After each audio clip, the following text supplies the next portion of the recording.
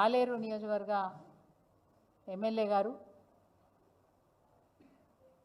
బీర్ల ఐలయ్య గారి భూదందాల విషయం మీ దృష్టికి తీసుకొచ్చాను.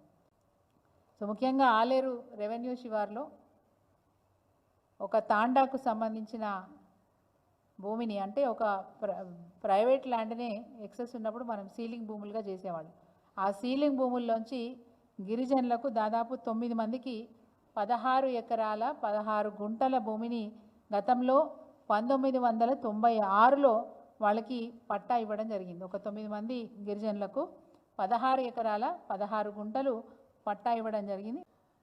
1 ఎకరం 12 గుంటలు కాలపల్లి కుమారస్వామి, ఇతను బాజాబ్తా ఇప్పటి ఆలేరు ఎమ్మెల్యే గారి డ్రైవర్ కాలపల్లి కుమారస్వామి. ఇంకొక ఎకరం 24 గుంటలు కంచెర్ల బాలరాజు గారికి జీపీఏ చేయడం జరిగింది.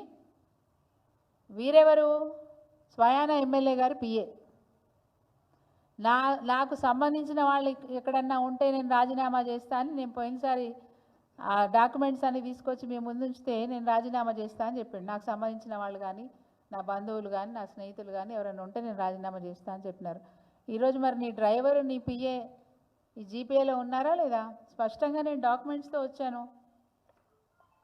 డాక్యుమెంట్స్ మీ ముందర పెడతా ఉన్నాను. సరే, తర్వాత ఏం జరిగింది? పేరుకు మాత్రమే జీపీఏ చేసుకొని వెరీ నెక్స్ట్ డే ఆ తర్వాతనే వెంటనే ఈ భూమిని అమ్మేశారు. చీరబోయిన బబితకు అమ్మడం జరిగింది. చీరబోయిన బబితకు అమ్మేయడం జరిగింది. దానికి సంబంధించిన సేల్ డీడ్ డాక్యుమెంటు మొన్న 21 నవంబరు 2024, 21 నవంబరు 2024. దాంతోపాటు ఇంకొక సేల్ డీడ్ కూడా చేసినారు. వీరికి చేసింది, చీరబోయిన బబితకు చేసింది 6 గుంటలు అయితే, చీరబోయిన సుజాతకు చేసింది ఎకరం 18 గుంటలు.